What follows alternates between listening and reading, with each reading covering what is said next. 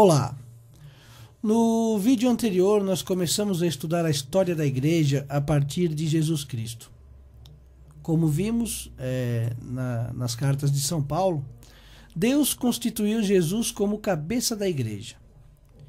E já que queremos conhecer essa história desde o começo, não podia ser diferente, já que a participação humana nessa história só começou após a vinda de Jesus ao mundo, ou seja, a igreja já tinha, desde sempre, teve a sua cabeça, mas o seu corpo só foi constituído após a encarnação do Filho de Deus.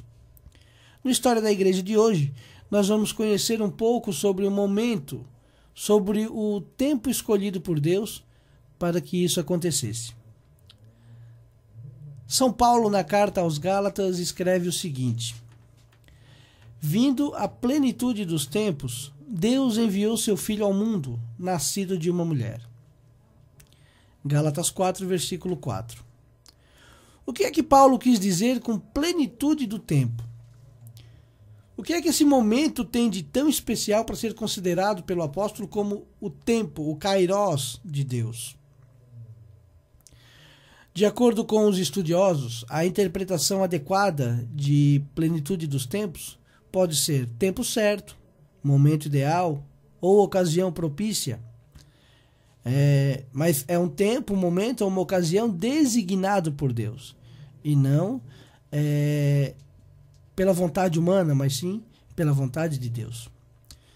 Então, a plenitude dos tempos de que fala São Paulo, segundo a revista Cyber Teologia, pode ter a seguinte definição técnica: época ou contexto histórico cuja realidade, cujos acontecimentos foi muito favorável ao objetivo da vinda de Cristo ao mundo, que é a anunciação e propagação universal do Evangelho.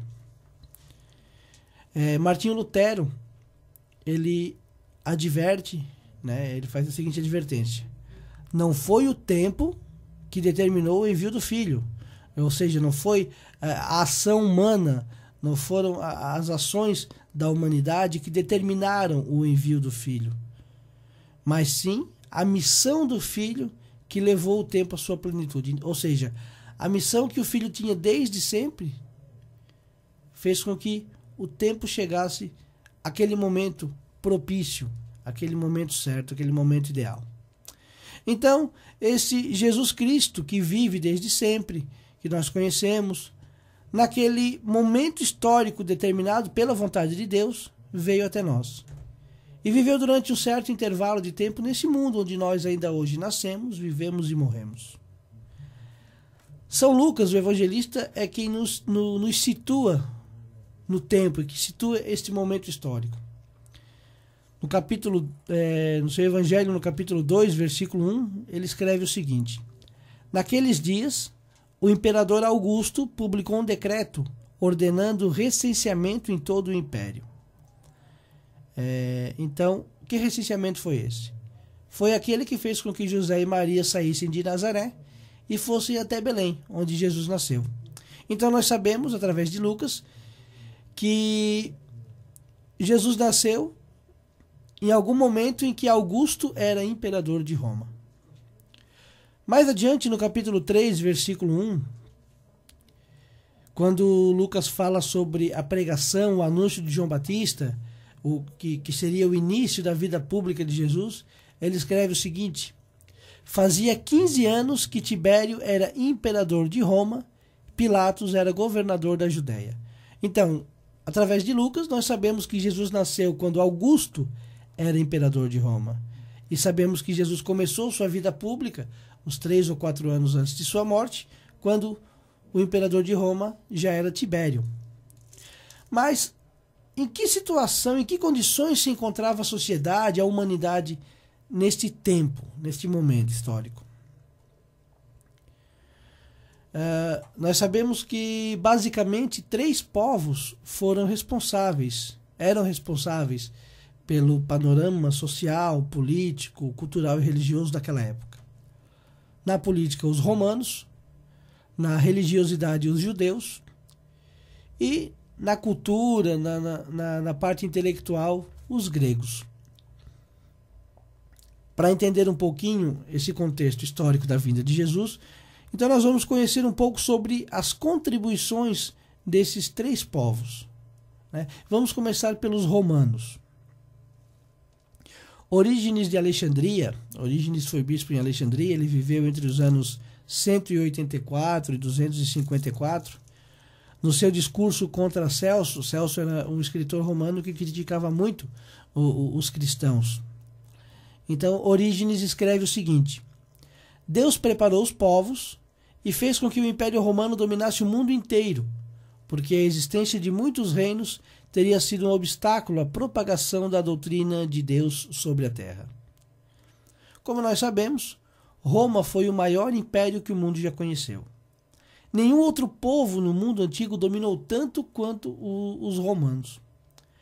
No mapa vocês podem ver em vermelho todo o território dominado pelo Império Romano. Ele se estendia por todo o norte da África, a chamada África Branca, o sul da Ásia, grande parte da Europa e toda aquela região ali da Síria e da Palestina. Inclusive o mar Mediterrâneo fazia parte, estava dentro dos domínios do Império Romano. Tanto que o mar Mediterrâneo era chamado de Mare Nostrum. Ninguém podia navegar no mar Mediterrâneo sem uma autorização de Roma. Logo após a unificação do Império, realizada por Júlio César, Roma vivia então o seu apogeu. Roma havia deixado de ser república, havia se tornado um império e vivia o seu apogeu. Na época do nascimento de Jesus, como nós vimos, governada por César Augusto. Então nós vamos ver algumas contribuições dessa supremacia romana que facilitaram a expansão do cristianismo nos primeiros séculos. A primeira dessas contribuições é o domínio mundial de Roma e a Pax Romana. Quando o cristianismo surgiu, e durante os primeiros séculos de sua existência, os romanos eram os senhores do mundo. É verdade que durante muitas eras os povos viviam separados e isolados dos outros grupos. Não eram raras as guerras, os conflitos entre um povo e outro, né? Brigas por expansão territorial, diferenças culturais. A própria Itália, que hoje é um país unificado, mas a Itália era um conjunto de reinos que guerreavam constantemente entre si. Era o reino de Nápoles, que brigava com o reino de Pisa, que brigava lá no sul com a Sicília. Então, eram muitas guerras. Com o Império, né, com o advento da Pax Romana, tudo isso acabou. Todos os povos unificaram-se sob um poder único. Todos os governos isolados foram derrubados. Então, o imperador ele dominava de canto a canto. Como não havia mais conflitos entre os povos, entre os reinos, os evangelizadores, os apóstolos podiam transitar tranquilamente por todo o território do império. O momento histórico do nascimento de Jesus foi caracterizado pela Pax Romana, então. Uma outra contribuição da supremacia romana foi o intercâmbio entre as cidades e as estradas romanas. Os romanos criaram uma grande rede de comunicação que ligava Roma a todos os cantos do império. Eram as estradas romanas, as vias romanas. Por essas vias circulavam mercadorias, dinheiro, cultura, pessoas, pensamentos. Nós podemos comparar essa ligação, a importância dessa ligação, com aquilo que é a globalização nos dias de hoje. O mundo antigo, o mundo até então conhecido, estava interligado não por satélites ou por cabos, mas pelas vias romanas, pelas estradas romanas. Então, durante aqueles primeiros tempos, aqueles primeiros anos do cristianismo, as pessoas se locomoviam, as pessoas circulavam de uma cidade para outra, de um país para outro, com muito mais frequência do que faziam no passado. No mapa vocês podem ver, traçados em vermelho, algumas das principais vias romanas. Muitas delas permanecem até os dias de hoje. Algumas conservadas, né, abertas à visitação. Outras, algumas das atuais estradas italianas foram construídas sobre essas estradas antigas, sobre essas estradas romanas. Algumas são muito conhecidas, principalmente pela literatura, pelo cinema. A Via Ápia, por exemplo, a Via Ápia, ela ia de Roma até o sul da Itália. Ela ficou conhecida por ter sido o cenário da crucificação de mais de 6.000 escravos liderados por Espartaco durante aquela revolta dos escravos contra o Império. É na Via Ápia também que estão construídas as catacumbas cristãs. Uma outra muito importante no tempo do Império e que ainda guarda alguns trechos conservados até hoje é a Via Valeriana. E uma outra de muito valor para a igreja é a Via Ostiense. A Via Ostiense, ela é curta, ela vai de Roma até o litoral, até o porto de Ostia. Por isso, Via Ostiense. O porto de Ostia era o principal porto do Império.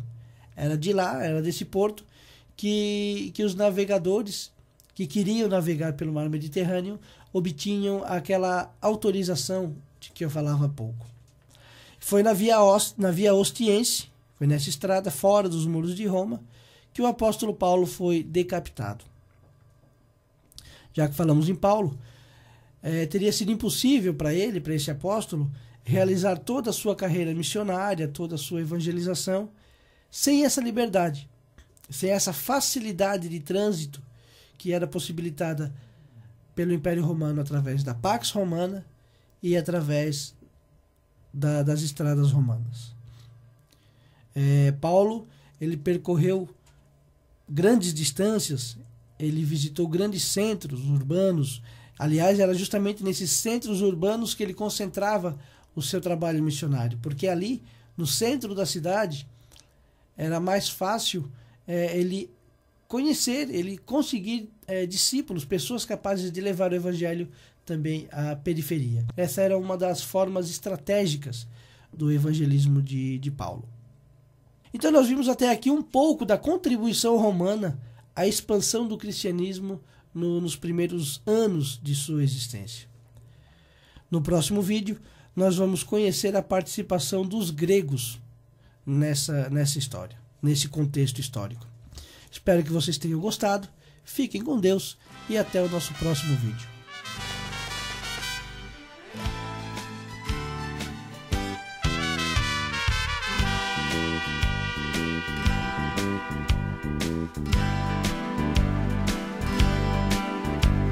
Não troco a minha fé por outra fé, não troco a minha paz por outra paz, não deixo a minha santa religião por outra que garante a salvação agora já.